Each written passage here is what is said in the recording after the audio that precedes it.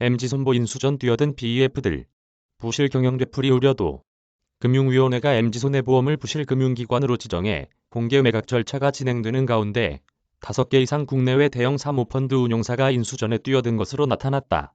18일 투자은행 업계에 따르면 글래노드 PE, SKS 크레딧, 뱅커스트릿 PE, MBK 파트너스, 파인트리 자산운용 등 국내 외 5개 이상의 대형 PEF 운용사가 예비 매각 주관사인 31PWC에 인수 의향서를 제출했거나 검토 중인 것으로 알려졌다.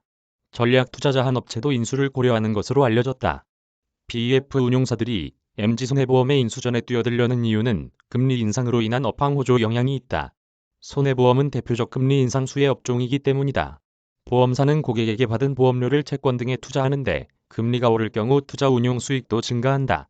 IB 업계에서는 MZ손해보험 거래 가격이 4천억에서 5천억 원에 이를 것으로 보고 있다. 우리은행 지주가 인수전에 참가할 것이란 전망도 나온다. 국내 4대 금융지주 중 우리금융지주가 보험사를 보유하지 않은 유일한 곳이란 이유에서다. 우리은행은 JC파트너스가 MZ손보를 인수할 때 200억 원을 출자했고 1,000억 원 규모의 인수금융 자원을 지원했다.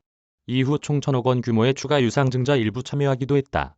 우리금융지주 관계자는 인수를 검토한 바 없다고 선을 그었다. MZ손보에 대한 공개 매각이 완료되면 인수자가 MZ손해보험에 보유한 계약을 모두 이관한다. 고객 입장에서는 보험사 이름만 바뀌고 기존 가입자들의 계약은 그대로 이전된다. 일각에서는 사모펀드가 보험사를 인수할 경우 앞선 사례처럼 책임 경영에 소홀해 부실 기관 지정이 되풀이 될 수 있다는 지적도 나온다. MZ손보의 전신인 그린손해보험은 지난 2012년 부실금융기관으로 이미 지정된 바 있다. 당시 사모펀드인 자베즈 파트너스에 인수됐지만 적기 시정 조치에 응하지 못했다. 이후 2019년 MZ손보는 또다시 경영난에 빠졌고 JC파트너스가 구원투수로 나서 다시 사모펀드에 매각됐다. 그러나 MZ손해보험은 JC파트너스가 인수한 지 불과 2년 만에 다시 부실금융기관으로 확정됐다.